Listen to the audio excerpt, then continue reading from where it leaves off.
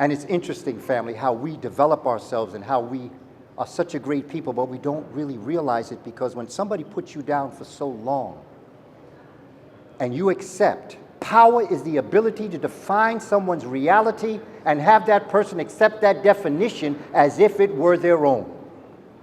They've been telling us who we are for so long, we begin to believe what they've been saying. And when someone teaches a perfect lie, the truth is unbelievable.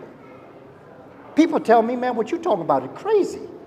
You out of your cotton-picking mind. And I say, yeah, I am out of my cotton-picking mind. The problem is you're in a cotton-picking mind. You need to get up out that cotton-picking mind and own your greatness. Understand who you are. In my book, I do a piece on hair and what makes hair kinky, nappy, frizzy, curly, straight. Okay? Kinky hair, the follicles are flat. Okay?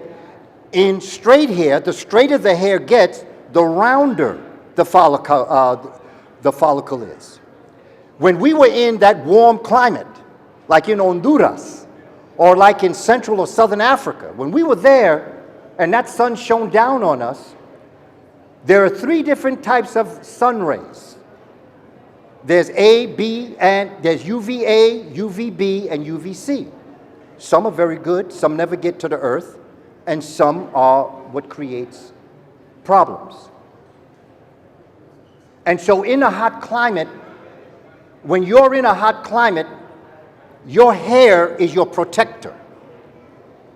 And inside your scalp, when you get down into your sebaceous gland in your hair shaft, in your sebaceous gland, you have a sac of an oily, waxy substance that's called sebum, S-E-B-U-M. I'm a teacher, I spell. Because if y'all are taking notes and you want to know what I'm saying, you want to write that down. Sebum. Sebum, the little packets open up and allow the sebum oil to come up to the scalp. And it bathes wherever your hair is, all over your body, but because you got so much on your head, it bathes your scalp. It is what prevents the harmful rays that cause different types of diseases. Okay? At the same time, that sebum, when attached to your hair, it creates an elliptical shape that's a kink or a nap.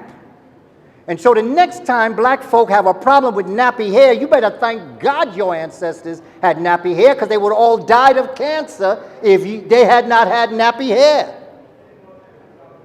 Science, not personal, not superior, inferior. I would never teach superiority or inferiority. I'm talking about dominant and recessive genes. And the closer you get to black, the closer you get to the original human being. And as you move away from that African, you then become the different human beings, because when Africans moved to other parts of the world, the sun didn't shine that hard. It didn't shine that great.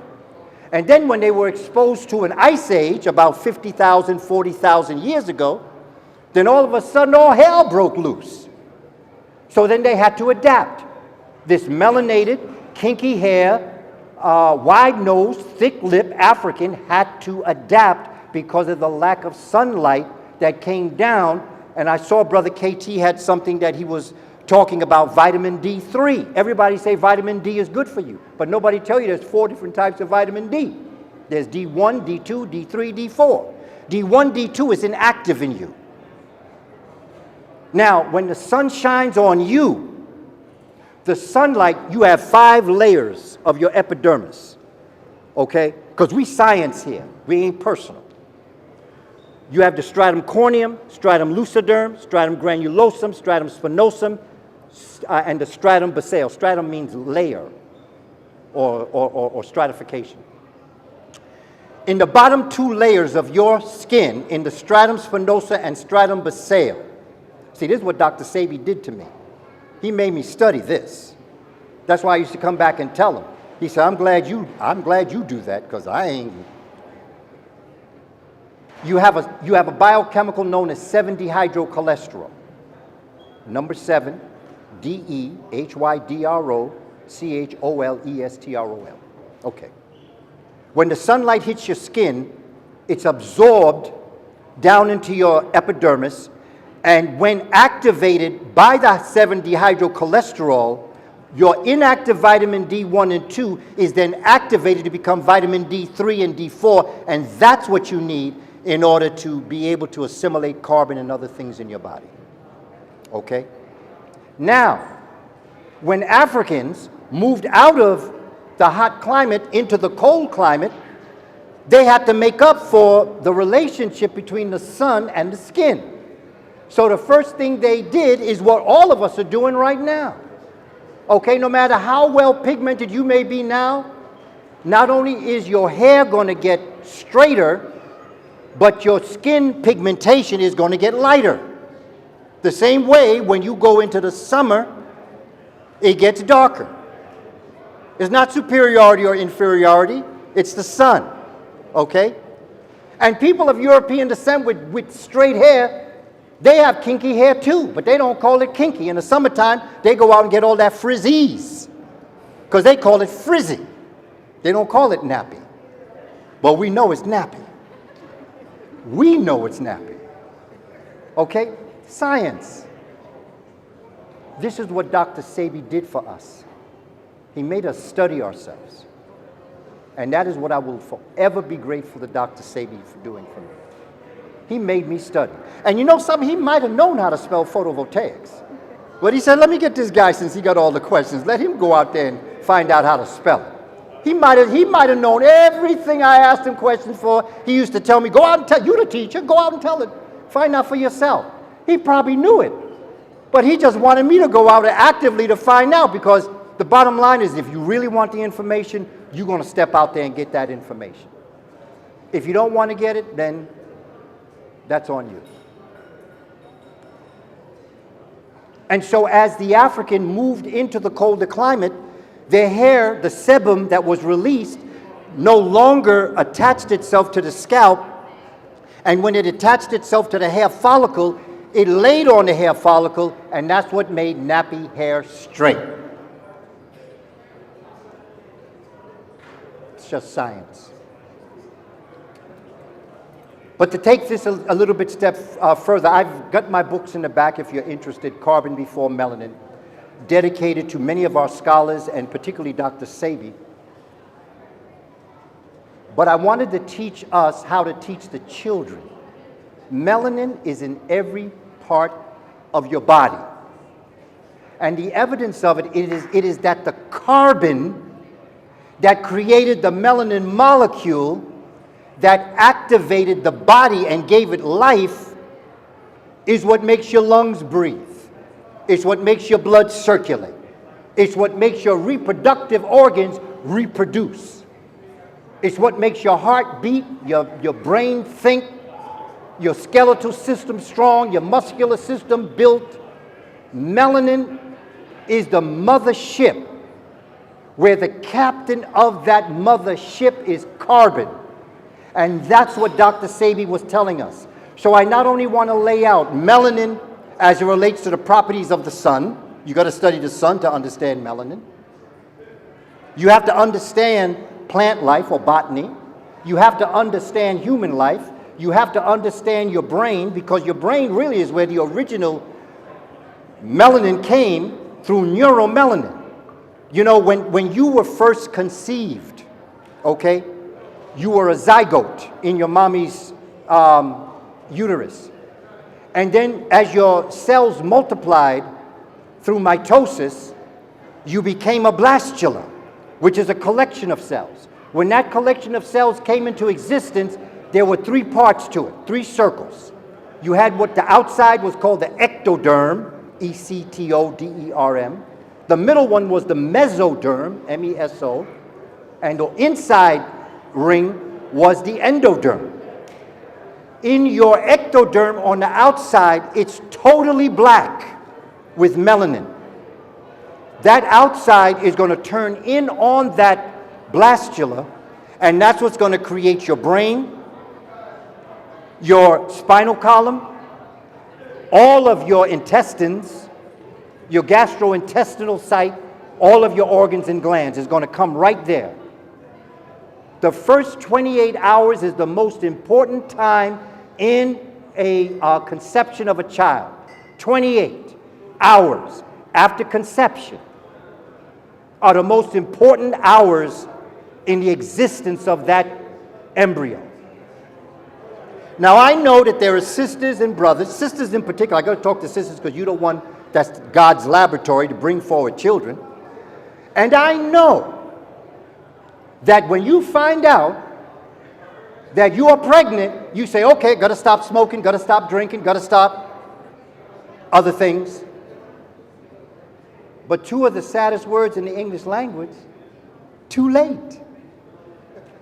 28 hours, the first 28 hours of your pregnancy was the most important time in the development of that particular fetus. And that's what KT meant when he was talking about this.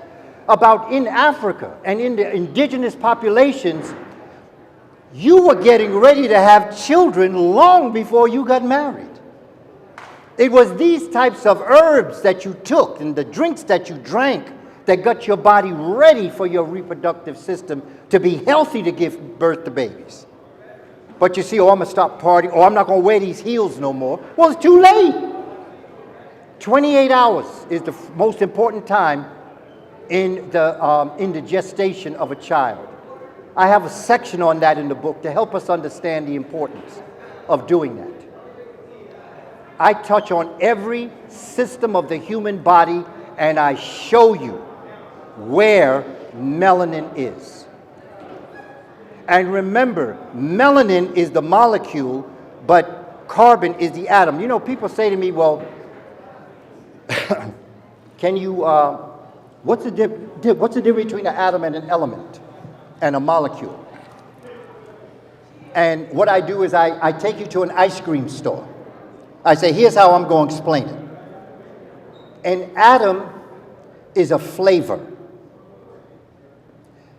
The element is the scoop of ice cream. Okay? So you have chocolate atom. The molecule would be the scoop of chocolate ice cream.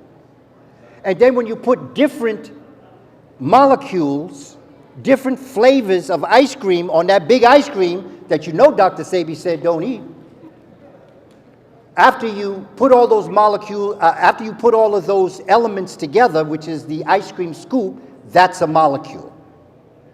What creates that molecule is carbon. And it becomes important that as we begin to deal with these principles, we understand that every part of your body is energized, electrified by carbon. What gave you life was carbon. What gave the sun life was carbon.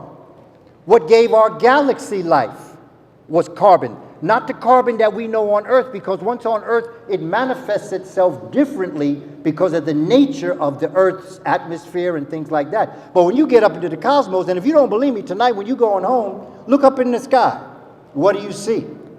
You don't see nothing but blackness. But since now you know that stars are crystallized blackness, even if you're looking at stars, you're looking at blackness. You're just looking at crystallized blackness. And then, just to wrap all this up, I had to take it to the next step. I had to give you 3 examples of melanin at its finest. There happen to be 3 sisters.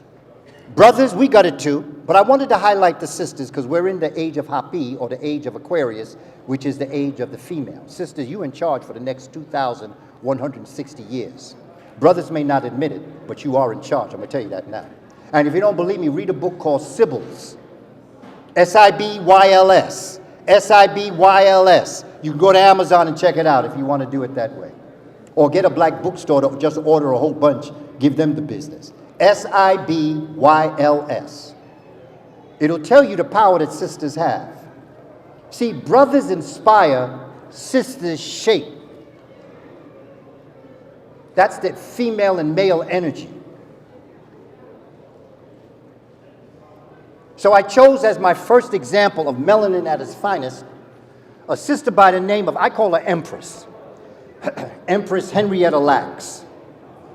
For those of you who know Henrietta Lacks, you know that this sister, she died in 1951. And they took some of her cells. And what they found interesting about her cells, by mistake, by the way, because they were doing experiments, but they found that her cells were multiplying still. And so they began to test it. And there's a man by the name of Salk who went down to Tuskegee Institute. They have a whole display on Henrietta Lacks and this man, Dr. Salks. Went down there and studied Henrietta Lacks' cells. And 9 months later, he had polio. Or they said he had polio. They said. Every disease that has existed, they've used Henrietta Lacks' to study. And I'm telling black folk, look, man, because, the family sued John Hopkins, okay? And I'm telling us as a people, we got to study ourselves. We don't know how great we are. They know how great we are. That's why they study us. And that's why I tell brothers, don't ever go to prison. Because when you go to prison, with all other things that are going to happen to you when you're in the prison, because I taught at Rikers. I taught at Atwater Penitentiary out there near Fresno, California. I taught, they have a children's, I call it prison, up in Wingate, New York. It's called Harlem Valley Secure Center. I taught there. Because I've been studying us from every different angle. Some of the most brilliant people I've ever met in my life have been in prison or in special ed. Brilliant. And part of the reason why they're in prison and in special ed is because they're so brilliant, the society is deathly afraid of them. Because they operate by a different code of conduct. They think differently because their neurons are connected differently. Their neuromelanin is activated differently. And so as we move through this process and we look at Henrietta Lacks, check this out. Henrietta Lacks' cells were taken into space. And they found that her cells multiply quicker in space than they do on Earth.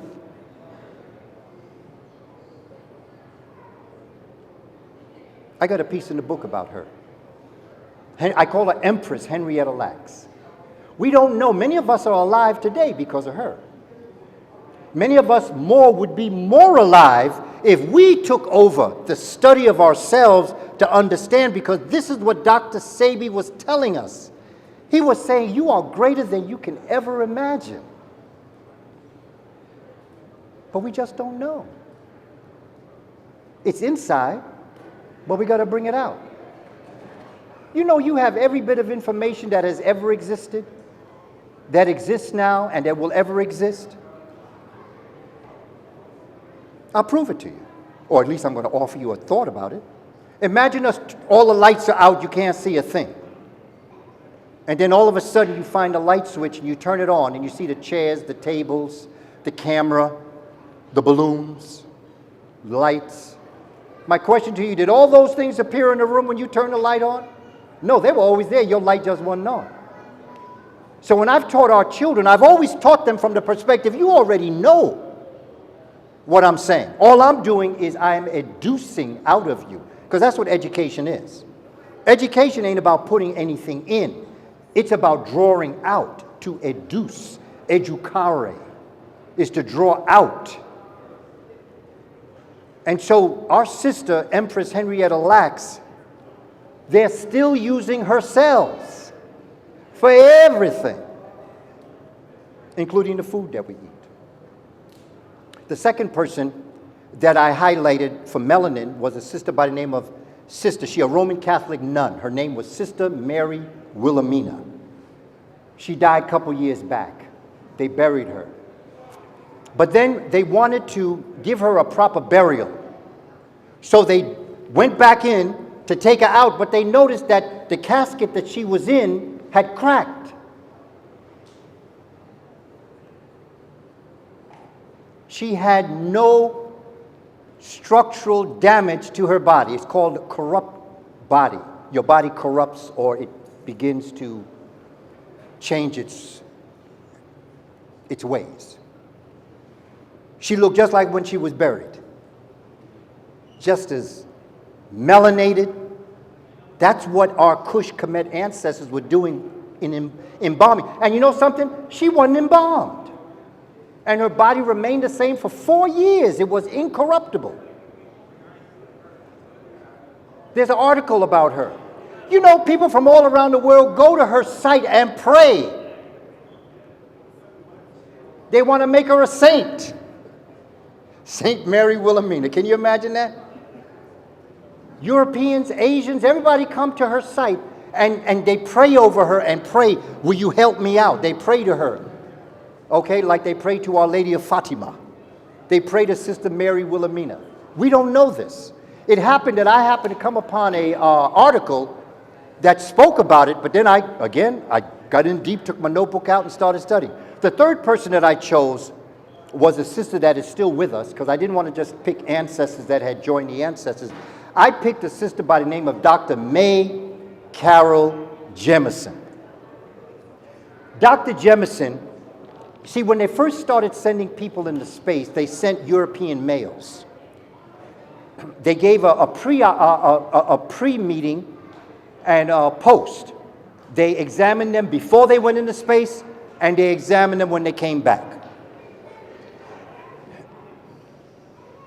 When the early astronauts of European descent came back, they found that in their pelvic region, in zero gravity,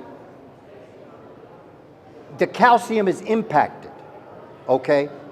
Which has to do, zero gravity means when you start to float in space. Because we walk on the earth, there's a relationship between our legs and our pelvic region. But once you start floating, that relationship is no longer there.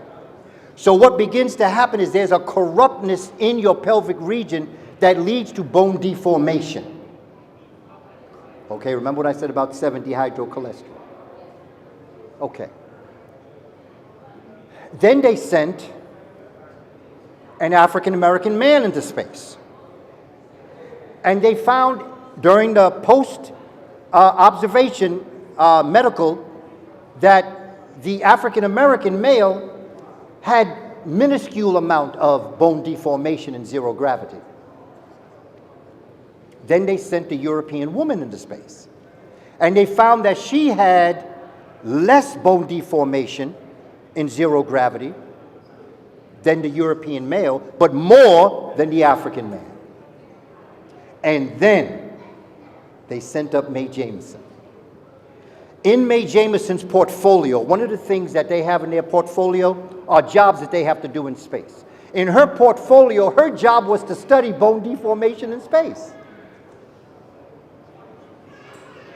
Not only that, but she brought HeLa cells, Henrietta Lacks cells, into space. She's the one that found out that they multiplied more in space than they did on the Earth. You ain't an earthling, you're a starling. We're just caught up in this thing we call a tomb. It's a body. But the spirit of life is in us. We came from there. I'm not talking about aliens. I'm talking about light and heat energy. Right after Mae Jemison came back from space, she had zero bone deformation in space. And then an article came out, and it was quickly taken down. It was an article that said that the strongest humans on the planet Earth is the black woman. I have an article in my book, 2 articles in fact, that talk about the genetic advantage melanated people have in space, because we are of the space. We are of carbon. When someone tells a perfect lie, the truth is unbelievable. Family, I know some of the things I'm saying to you, I see, sister. I understand. I understand.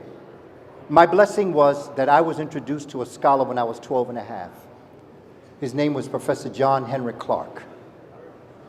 And in being exposed to this brother, he guided me through my young life through an understanding of how great we are as a people. And I was so impacted by this elder brother that taught me how great I was. I dedicated my life to teaching our children that. It's important that we have a 100-year plan. See, they be planning for a long time. They plan generations. I'm planning generations too. I'm asking us, where do we want our children to be in the year 2124? Where do we want them in 2124? I'm planning for children that won't even probably know I existed. That's my plan.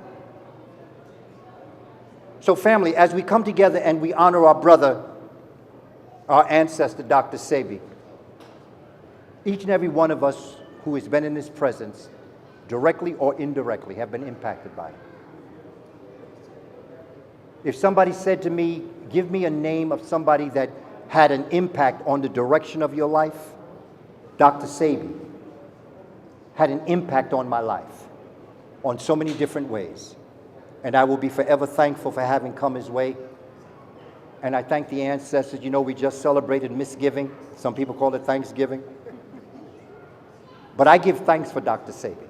I thank the Creator and all of his ancestors that brought him forward for us. And I thank him for coming here because he always loved Brooklyn. He always talked about what Brooklyn did for him. Well, I was a brother coming from the Bronx to come down to Brooklyn to sit at that brother's feet and to begin to take notes on what this brother was trying to tell me about my health and nutrition. And I'm encouraging you to support this venture. Support those that come before you.